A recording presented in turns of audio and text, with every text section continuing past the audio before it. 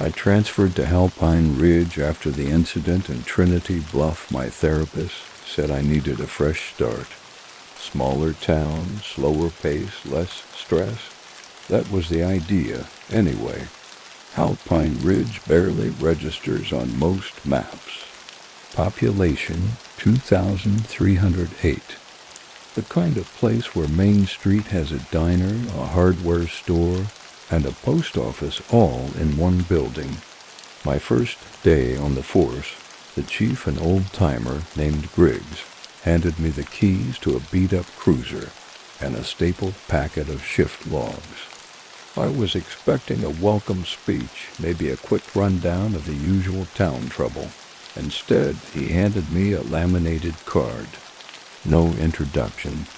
Just slid it across the desk like it weighed 100 pounds. Night shifts start tonight, he said, avoiding my eyes. You'll be working near the old chapel. Don't lose this. I looked at the card.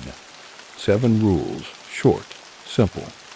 But they hit me with the same cold weight I'd felt once before reading a similar list in another small town. The font was old school, the kind you'd see on typewriters, and the edges of the card were worn from years of use. Rules for patrolling the Bell Tower Chapel, Alpine Ridge PD. 1. You must begin your patrol no later than 11:57 p.m. If you're late, do not enter the zone. Go directly to the station. 2. Never shine your flashlight on the chapel windows. If you think you see someone inside, you don't. 3. If you hear the bell ring between midnight and 3 a.m., count the chimes. If it rings once, you're fine. If it rings twice, stop walking and hold your breath until the sound fades. If it rings 3 times, drop to the ground and cover your ears. If it rings 4 or more times, start running. Do not look back. 4. You may encounter another officer on foot. If their badge number begins with A, do not speak to them. 5. At 2:45 a.m., a woman in white may approach your cruiser. She will knock and ask for help. Lock your doors. Do not respond. 6. You are required to leave the patrol zone by exactly 3:03 a.m.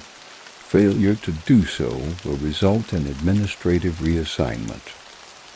7. Do not report anything unusual. Chief Griggs already knows. I looked up at the chief. Is this a joke? He didn't smile. It's not a joke, kid. This town's had that chapel since 1834. We don't ring the bell anymore. Not with ropes, anyway. I should have walked out right then. Told him no thanks, I'd take my chances back in Trinity Bluff. But instead, like an idiot chasing closure, I nodded, took the keys, and drove toward the chapel just before midnight. It was worse than I imagined. The chapel stood at the edge of town, past a patch of woods that the locals called Bell Hollow. It looked abandoned, paint peeling, windows cracked, the tower crooked like a leaning tooth. But the moment I stepped into the patrol zone, a heaviness settled over me, the kind that sinks into your chest like wet sand. 11:57 p.m. I parked the cruiser in the designated lot, the asphalt overgrown with moss and weeds, and started my rounds. I kept my flashlight low, careful not to point it at the building. For the first half hour, nothing happened. Just a sound of crickets and the crunch of gravel beneath my boots. Then, at exactly 12:32, I heard it. A single hollow chime. The bell. It sounded like it came from miles away, and yet it echoed all around me, inside my chest, inside my teeth. But I remembered the rule. 1 chime was fine. I kept walking. 20 minutes later, I caught movement in the corner of my eye. A shape at the chapel window, tall, motionless. I turned my head, not the light. Nothing there, just glass and rot. But I swear to God, when I turned away, I saw a second shadow next to mine, and then 2 chimes. My heart leapt. I froze, held my breath. The air turned ice cold. The cicadas went dead silent. The moonlight dimmed as if something passed in front of it, something massive. I counted the seconds in my head until the sound faded. When the bell stopped, the warmth returned all at once. The bugs resumed their chorus, and I breathed. Still with me? I didn't move for a while after those 2 chimes faded, just stood there in the silence, listening to the blood pounding in my ears. Every nerve in my body was alert, tuned to something ancient and wrong in the air. It felt like the forest around the chapel was watching me. I checked my watch, 12:58 a.m. Still over 2 hours to go. I kept walking the perimeter, my flashlight low. The trees creaked with the wind, but the wind wasn't cold. It was the kind of stillness that only breaks when something's about to go wrong. I passed the old graveyard behind the chapel, rows of crooked headstones stretching like bones pushing up through the earth. That's when I heard footsteps. They weren't mine. They came from the far side of the chapel, steady, heavy boots crunching gravel. Another officer? Maybe Griggs sent backup? I stepped toward the corner of the building, and just as I rounded it, there he was. A tall man in a patrol uniform, same colors, same patches. I almost called out to him, but something stopped me. His back was to me, but his posture was off. Too still. His head cocked slightly, like he was listening for something. I looked down at his chest. His badge glinted in the moonlight. A 12. My stomach turned. Rule 4. You may encounter another officer on foot. If their badge number begins with A, do not speak to them. I took 1 step back. A twig snapped beneath my boot. The figure froze. He didn't turn around, not right away. His shoulders rose slightly, and then his neck twisted in a way that no neck should move, like a doll being rotated on a string. His head turned almost too far, just enough to show the corner of a smile stretched across skin, too pale to be human. And then, suddenly, he was gone, not walking away, not running, just gone like the fog swallowed him whole. I backed up slowly, keeping my eyes on the chapel. I didn't dare call it in. 1:37 a.m. I made my way back toward the cruiser, sticking to the trail. My boots felt heavier with each step, like the earth didn't want me leaving. I kept thinking about that twisted smile, and the way it had looked pleased to see me. When I reached the cruiser, I sat inside, doors locked, engine off. I tried not to think, just watched the fog creep past the windows like it was breathing. 2:12 a.m. That's when the woman came. At first I thought she was part of the fog, just a shape in the mist, flowing like fabric on water. But then she solidified. White dress, long black hair, no shoes. She walked barefoot across the pavement like it wasn't cold at all. She stopped beside the driver's side window and knocked. Just once, a single gentle tap that sent a jolt down my spine. I didn't move. Rule 5. At 2:45 a.m., A woman in white may approach your cruiser. She will knock and ask for help. Lock your doors. Do not respond. But this was early, almost half an hour too early. She knocked again, and this time she whispered, "Please, I need help." I turned my head ever so slightly, just enough to see her in my peripheral vision. She was smiling. Her lips didn't move, but her voice was still coming. "Help me, officer. I'm lost." I gripped the steering wheel harder, trying to block her out. My eyes stayed straight ahead. Her hand slid down the window with a long, slow squeal of skin on glass. I could hear her nails now, tapping dash, tap, dash, tap, dash, tap, dash, faster and faster, like she was drumming along to some rhythm I couldn't hear. "Let me in." She was behind the cruiser now, then beside the passenger window, then the windshield. Every time I blinked, she moved. Finally, she pressed her face to the glass. Her smile was impossibly wide. Her eyes black with something crawling just behind them locked on mine. I shut my eyes. And then, just like that, she was gone. No sound, no footsteps. The air felt lighter, 246 mm. The rest of the time I stayed put. The fog thinned. The chapel stood quiet. No bells, no more visitors. 3:03 a.m. came. I left the zone exactly on time, my hands white-knuckled on the wheel. When I pulled back into the station, Griggs was there again, waiting. He didn't say a word, just nodded toward the desk where a cup of coffee steamed like he'd made it 5 minutes ago.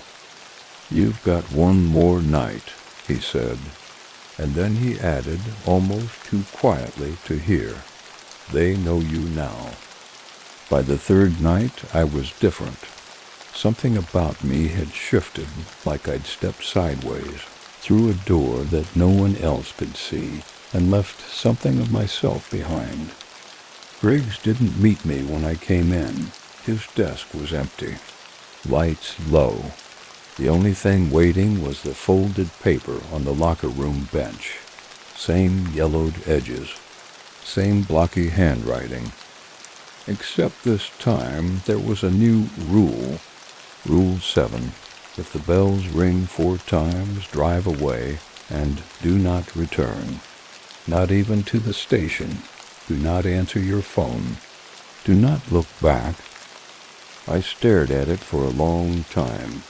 4 chimes. It was the first rule that didn't hint at survival, it hinted at escape. The station phone rang once while I was gearing up. I didn't answer.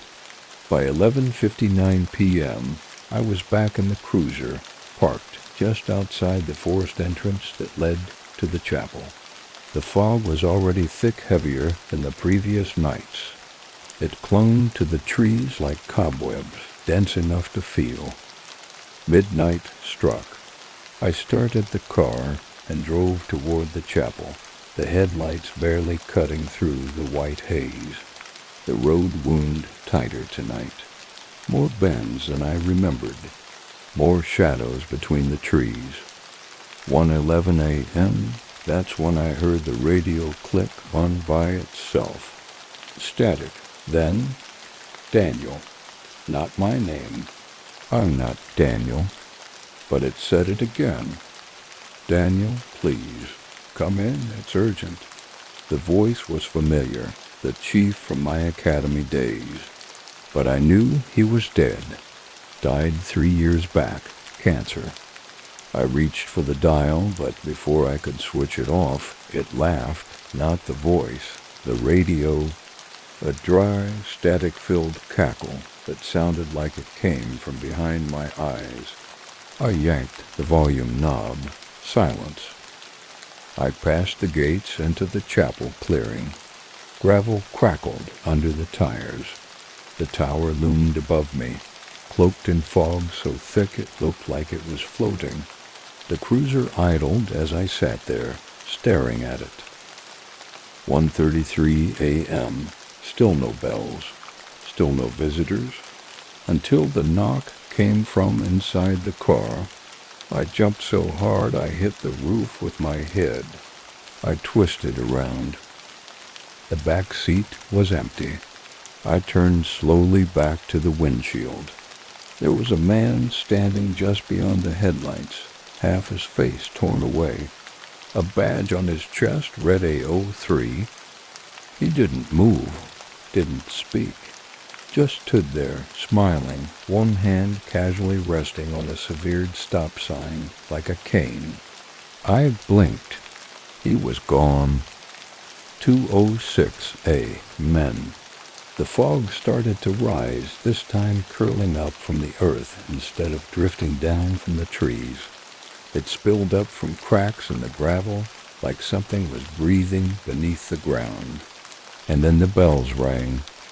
Once I held my breath. Twice I gripped the wheel. 3 times. The trees shuddered. The cruiser vibrated slightly. And then the 4th chime. It didn't echo like the others. This one sounded wrong, cracked, like the bell tower itself was fracturing. I didn't wait. I floored the gas. The cruiser roared forward down the gravel road, skidding around the first turn as the fog screamed. I swear to God, the air itself screamed. Not wind, not some animal. Voices, dozens of them. They were in the trees, in the dirt, in my head shouting, laughing, crying, whispering things I'll never repeat. The rear-view mirror showed the tower behind me until it didn't. Because in one blink, the tower was closer. A second blink. It was on the road behind me, like it had uprooted and was chasing me down the hill. But I never looked back, not fully. I kept my eyes forward and floored the accelerator harder than I ever had in my life. The fog changed colors. It bled light red, then yellow, then black. I didn't know black could be a color of light, but it was. It shimmered and pulsed and threatened to swallow the headlights whole. My phone buzzed. Over and over. I didn't answer.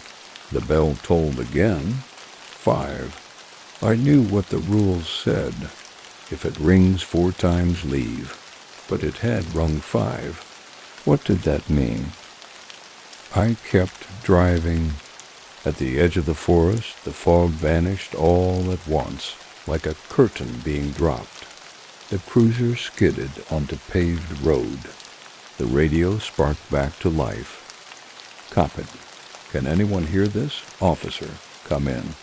I slammed the radio off and didn't stop driving until I saw the glow of the town below. I never made it to the station. I didn't want to know if it followed me. Instead, I drove to the next county, straight to the sheriff's department. I turned in my badge. Didn't give a reason. Didn't look back. They thought I'd cracked. Said I burned out. Maybe I did. But I'm alive, and I still have the paper, the rules. All 7 of them. Sometimes, late at night, I hear bells in the distance, even though I'm nowhere near a church. And when I do, I lock my doors, stay in my car, and keep my head down, because some rules aren't meant to be broken.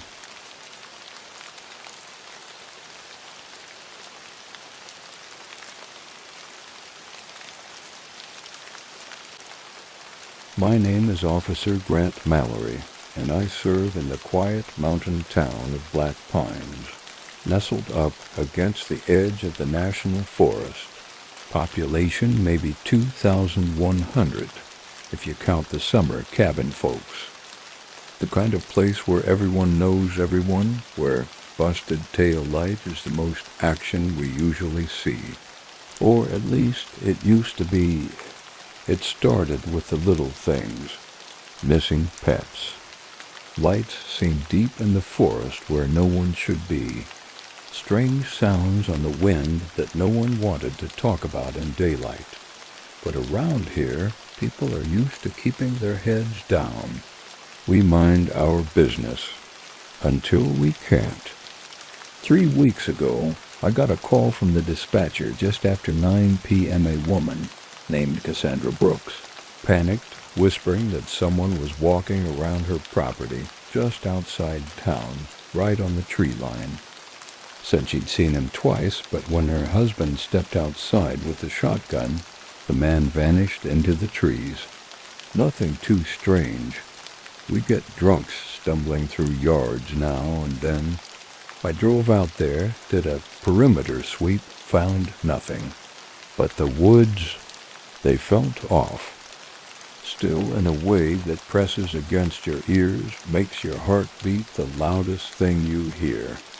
I chalked it up to nerves, gave them a patrol schedule to ease their minds, and went on my way, but then the Brookses went silent. No calls, no sightings, their mail piled up. On the third day I drove back out. The front door was open. Inside the house was untouched, no signs of struggle, no blood. Food was half-eaten on the table, keys in the bowl by the door. The whole place just paused, like they'd stepped out for a second and never came back. I filed a missing persons report, but something didn't sit right with me. That night I parked at the edge of their property, watching the forest. No lights, no sounds, just me and the dark. Around 2 a.m. I heard something, a crack of a branch, a soft thump. I got out of the cruiser, hand on my holster, and stepped toward the tree line. Shined my flashlight between the trunks. That's when I saw him. A man at least, that's what I thought. He was standing dead still between 2 trees, half-shadowed like he didn't belong to the world around him. He was tall, thin, too thin, limbs slightly too long. I only saw his face for a second before he stepped backward, melting into the woods like fog in the darkness. I shouted, drew my weapon, but I didn't give chase. I don't know why, maybe instinct, maybe fear. The next morning I went to the chief, told him everything. He didn't say much, just stared at me for a long time, jaw clenched, before finally muttering, "It's happening again." "What is?" He didn't answer. Instead, he pulled out an old file, dusty, yellowed with time. Inside, photos, reports, newspaper clippings, all from 1977. 2 officers missing, 6 locals gone, all within 3 months. Every case closed the same way, inconclusive, presumed dead.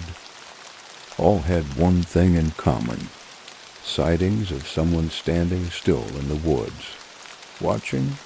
"You were a kid in 77, he said quietly. "You don't remember how bad it got, but it's starting again." I read through every report that night. The details varied. Some heard whispering, some saw figures outside their windows. Others just vanished, but one thing remained the same. It started with the forest watching. Then it moved closer. That night I didn't sleep. A few days later, a kid went missing. David Miller, 10 years old. Last seen riding his bike on the trail behind his house. No sign of him since. We found the bike snapped in 2 like it had been twisted. Not broken twisted. No prints, no blood. Just the bike and the silence. I started pulling double shifts. I patrolled deep into the woods, ignored the warnings. I had to know what was happening. The deeper I went, the more it felt like something was shifting in that forest. The trees got thicker, the paths narrower. My radio would crackle even with full signal. Sometimes I'd hear static that almost sounded like breathing. One night I found a cabin deep in the trees, old, rotted out, not on any map.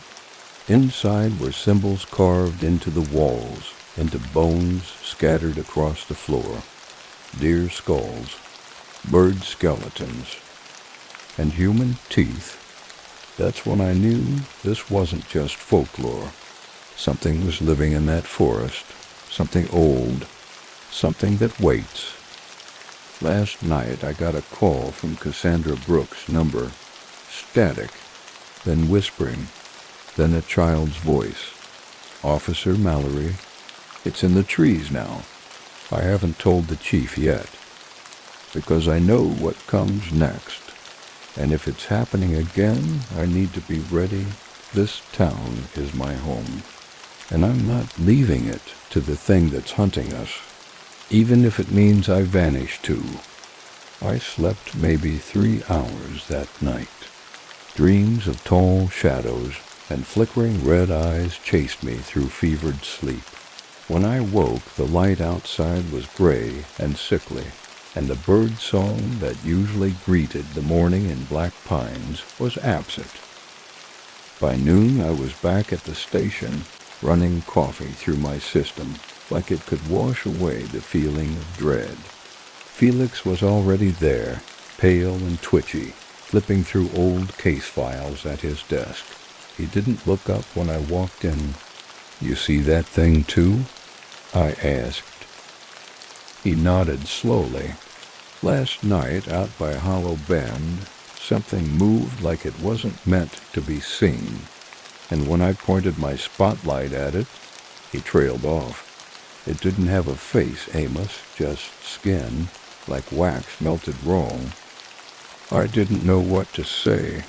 The logical part of my brain wanted to scream hallucination, fatigue, imagination. But the part of me that had been out there in the woods knew better. I spent the rest of the day diving into the case files from 1979, when the disappearances had first been reported near those woods. 6 people, all vanished within a 10-mile radius of that same broken fire tower. The only clue ever found was a bundle of their clothes tied with a strip of old fabric like a gift. Someone had said. The original investigator was Sheriff William Duval. He'd retired in 1981, left town a year later. I found his contact info buried in a personnel folder. California now. I called. He answered on the second ring. "Sheriff Duval? My name's Amos Wayne. I'm with the Messino Police Department. I'm working a case that might be connected to your investigation in '79. There was silence. Then, in a cracked voice, "It's still out there, isn't it?" I didn't answer. I didn't have to.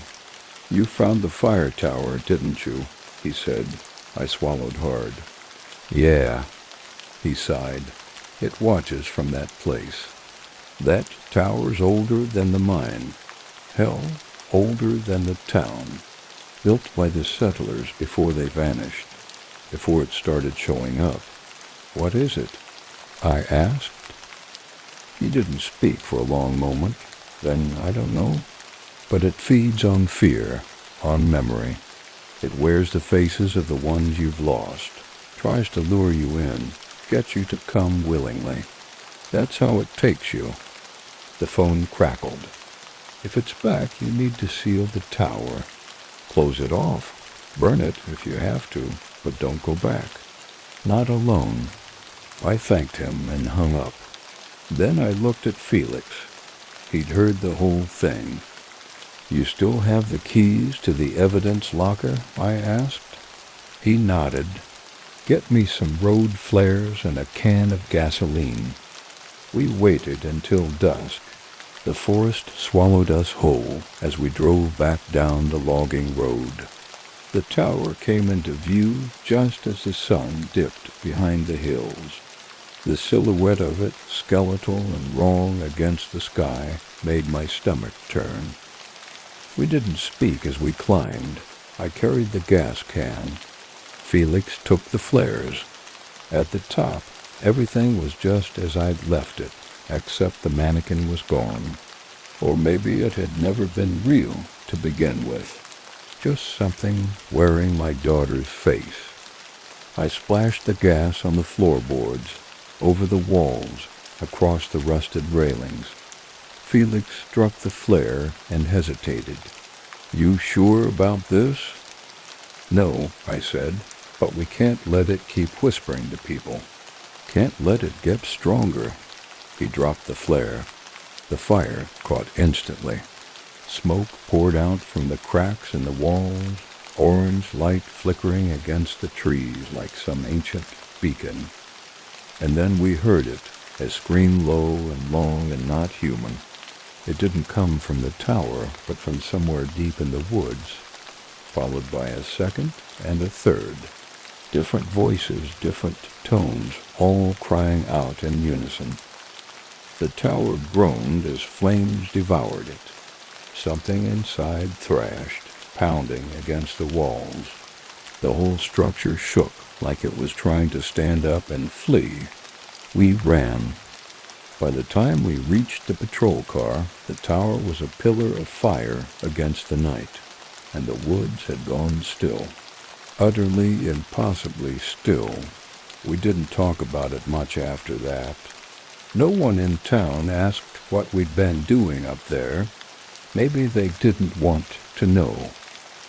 But the dreams stopped. The disappearances stopped.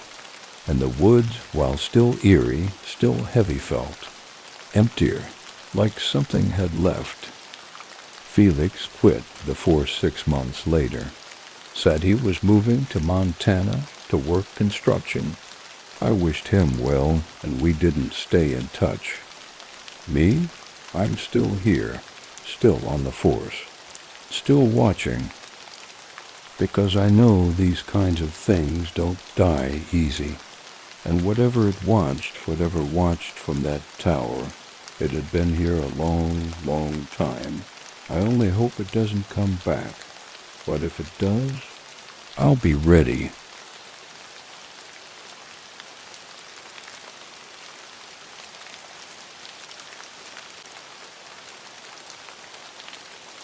When I took the transfer to Cold Hollow, I thought I was getting a slower pace. After 15 years working patrol in bigger cities, the idea of a quiet town nestled between dense woods and mist-covered hills sounded like retirement with a badge. Chief Brody didn't exactly roll out the welcome mat. He just handed me a faded folder and said, "You'll be running the North Sector. Night shift. We'll talk more after your first week." The folder wasn't thick. A map of the sector, a handful of missing persons reports, most of them old, and a single sheet of paper, yellowed and creased like it had been passed through a dozen hands. Across the top, in typewritten font, were the words, "Patrol Protocols, Sector North, night shift only." Below that were 8 rules. I remember them like scripture now, but that first night I laughed. Rule 1. Always begin your shift by circling the perimeter of Cold Hollow Cemetery. Leave one red carnation at the southern gate, even if the last one's still there. Rule 2. Do not acknowledge pedestrians after 11:47 p.m. They won't acknowledge you either. Rule 3. If a man in a tan coat waves you down, keep driving. He's not real, and he doesn't know it. Rule 4. If you stop for gas between midnight and 3 a.m., you'll see 2 pumps. Use the one on the left, never the right. Rule 5. Do not respond to any calls from Route 19 between 2:12 and 2:34 at Emma. That road doesn't exist during that time. Rule 6. If you lose sight of the moon, turn back immediately. You're not where you think you are. Rule 7. When the radio crackles with static at exactly 3:11 a.m., turn the volume down. You may hear your own voice. Do not respond. Rule 8. Never park beneath the old bridge. Not even for a second. I read them twice, then tucked the paper into the visor of my cruiser. I figured it was a scare tactic or some backwoods tradition they made rookies endure. But something in Brody's eyes when he handed me the file said different. Something in the way no one else in the department even looked me in the eye. The town itself was quiet, almost too quiet. Cold Hollow was surrounded on all sides by the black root forest, with only one real road leading in and out. Main Street had 3 diners, a bait shop, a hardware store that also sold antique dolls for some reason, and a sheriff's office that still smelled like mildew and old typewriter ink. My first night on patrol started calm. I drove slow, headlights cutting through thick fog that clung to the streets like smoke. At 11:40, I pulled up outside Cold Hollow Cemetery. It was a sprawling thing iron gates, half-rusted shut, gravestones jutting like teeth from the mist. I killed the engine and stepped out. The moment my boots hit the gravel, everything went still. Even the wind stopped. I left a red carnation by the southern gate like the rules said, and as I turned to head back to the cruiser, I swear I heard whispering. Not clear, just syllables on the edge of wind. I tried the radio. Dispatch, this is North Patrol. Cemetery check-in complete. Static. Then a voice not mine, not dispatch, whispered back. Not alone. My heart skipped. I shut the radio off and climbed back in the car. Probably a fluke, I told myself. Old radios picked up all kinds of weird signals. Midnight rolled in. I made the rounds, looping through fog-choked neighborhoods that looked empty, even during the day. Most houses had the curtains drawn tight. The ones that didn't had dark windows like black eyes. I turned down Ashcroft Road and saw a man standing beneath a flickering street lamp. Tan coat, thin, face tilted up, watching my cruiser approach. I slowed, his hand raised, then I remembered Rule 3. I kept my foot on the gas, didn't make eye contact, didn't wave. Just passed him like he wasn't there. The rearview mirror showed the same. Nothing, just fog. At 1:57 a.m., I hit the old station pump near Highway 7. 2 pumps stood side by side, identical except for the faint red smear on the left one's nozzle. I remembered Rule 4. I used the left pump. Halfway through refueling, the right pump clicked on. No one there. Just a handle twitching slightly, like someone invisible was picking it up. I finished fast and left without looking back. The shift dragged. My nerves were shot. At 3:09 a.m., the sky began to change. The moon dimmed behind clouds so thick they looked painted in. Then the radio crackled, static. Then my own voice came through. Hey, can you hear me? I'm still in the woods. I never got out. Please, I need you to come back. Please. I slammed the volume down. My hands were shaking. The voice was mine, not a recording, not similar. Mine. The clock read 3:11.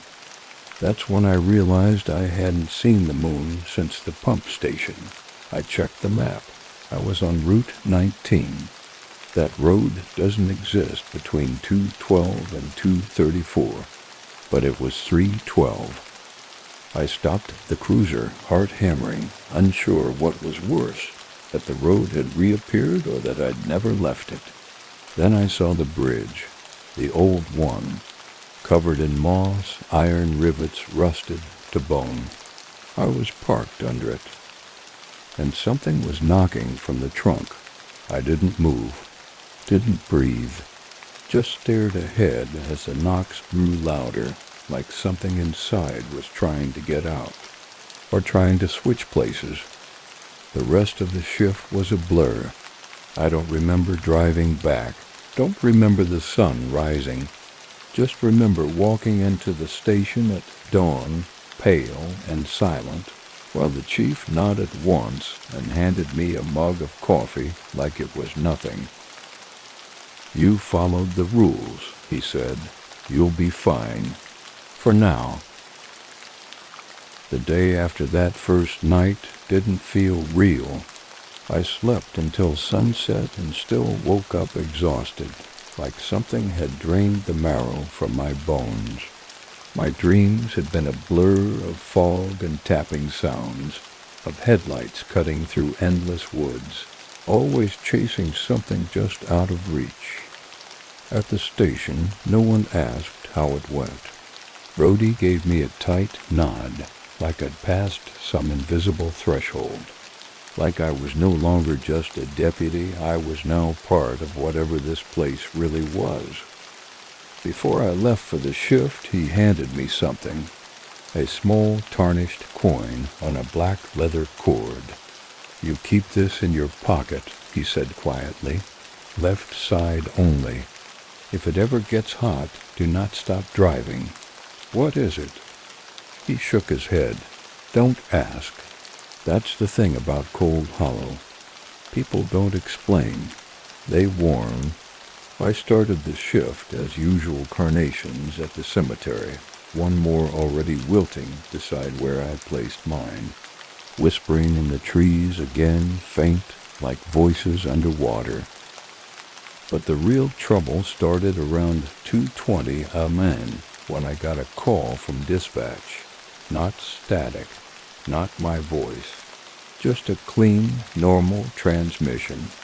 "Unit 3 North, we've got a report of a child wandering near Route 19. Male, about 10 years old, wearing blue pajamas. Caller says he looks lost." I froze. That road didn't exist after 2:12. I knew that, but it was after 2:30 now.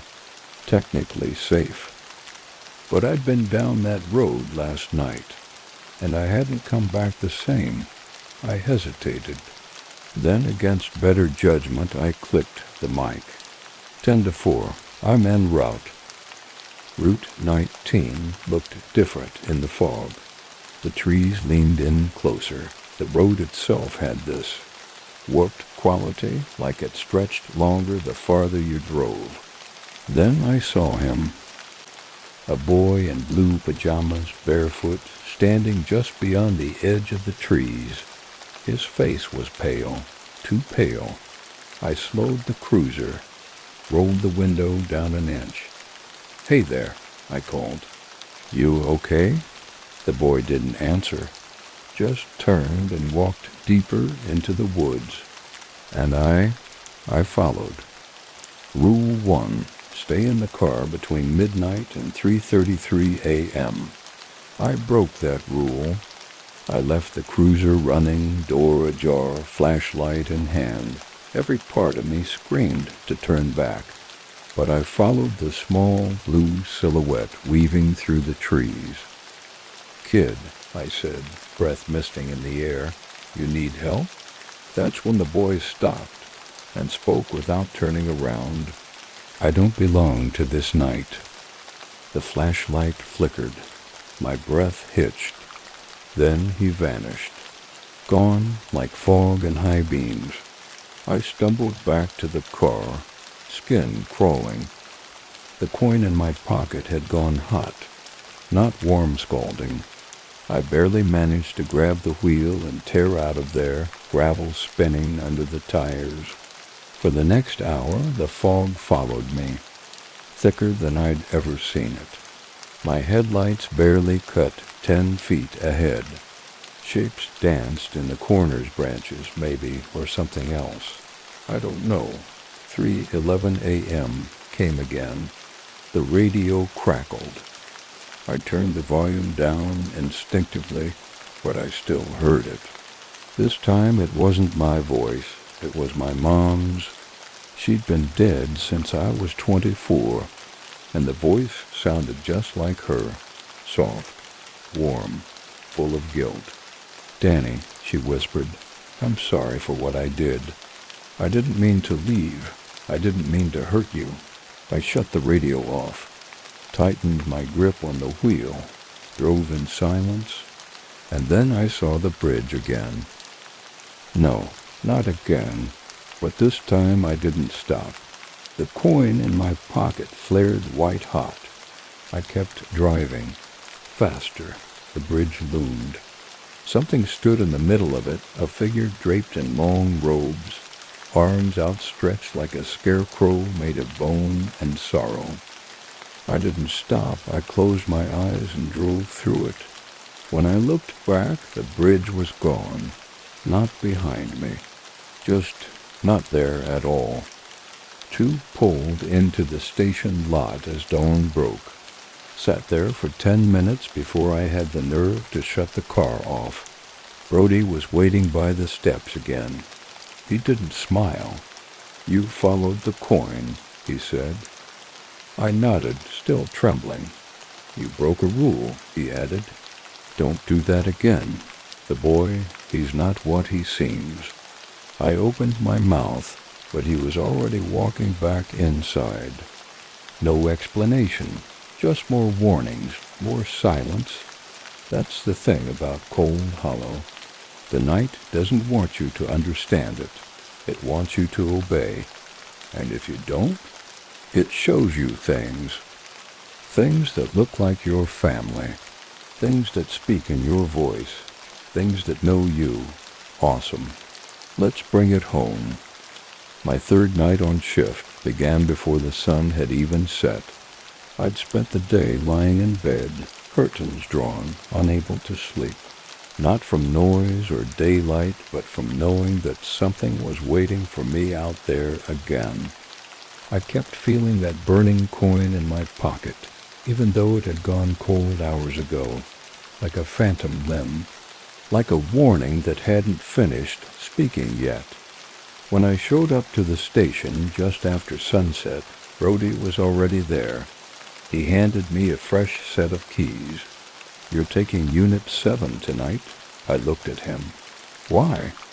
He stared at me for a long time, then simply said, "Because Unit 3 was seen driving itself through town at 4:17 this morning." He didn't elaborate. Didn't have to. I took the new cruiser. No one else was at the station when I left.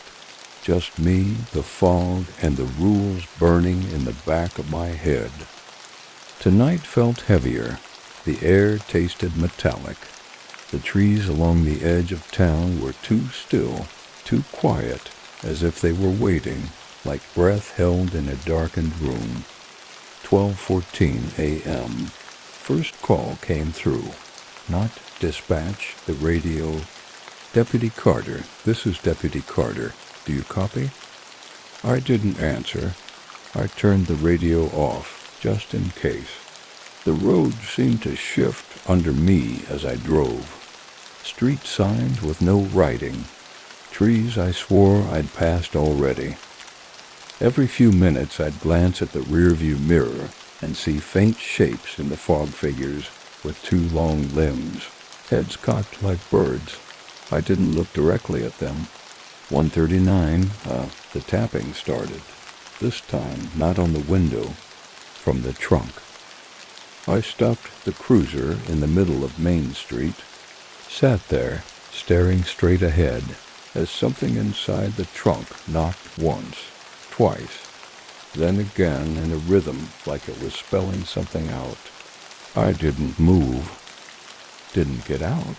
After 10 minutes, the knocking stopped, and something whispered my name from the inside. but I didn't move. 2:44 a.m. a call came in.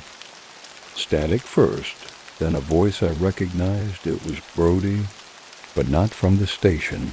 It was him in distress. Carter need backup North Woods by Old Bell's Quarry. Something's out here. The transmission fizzled. I reached for the mic, paused. There may be a patrol car that looks like ours. Don't acknowledge it. I hadn't seen the car yet, but the rule came screaming back to me. Then, as if summoned by my hesitation, headlights flared behind me. I turned the rear view just enough to see the grill of another patrol cruiser. Numbers were wrong, paint was flaking, and it was idling right behind me. Then the radio blared again. "Carter, please, I think it has me. I can't move. I think it's in the trees. Please come." But it wasn't desperate. It was smiling. I could hear the grin in the voice. That wasn't Brody. I shut the radio off. I didn't move until the cruiser behind me pulled away, vanishing into the mist like a mirage. 3:31 minutes before the final rule. That's when I saw her, my mother, standing in the road up ahead. She'd been gone for 15 years. Car accident. Open casket. I knew she was dead. But there she was, bathed in fog, wearing the same blue sweater she died in. She waved me down. I didn't stop. As I passed her, she stepped toward the car. I heard her whisper, "I'm so proud of you, Danny." It shattered something in me. But I didn't stop. 3:33 a.m. The radio came alive again. Every voice I'd ever loved spoke in turn. My father, my sister, even my old K-9 partner who died in my arms 6 years ago. "Come back to us. Just one turn, please." I screamed and shut the radio off. Tears burned in my eyes. And then I saw the end of the road. The gate, the one they say only appears once you've survived 3 nights, the one they say only opens for those who followed every rule. The road past, it was dark, but not wrong. Not cursed, just empty dot waiting. I didn't hesitate. I drove through, and the fog didn't follow. Dawn broke over Cold Hollow, and for the first time the night didn't feel like it had teeth. When I pulled back into the station lot, Brody was waiting, arms crossed. "You made it." I nodded. Couldn't speak. "Now you know what's really out there. The hollow lets some of us see. Those who can handle it." He handed me a new sheet of paper. "More rules. But you're not just on night shift anymore, Carter." I looked down at the paper. This wasn't patrol. This was containment. And now I was part of it.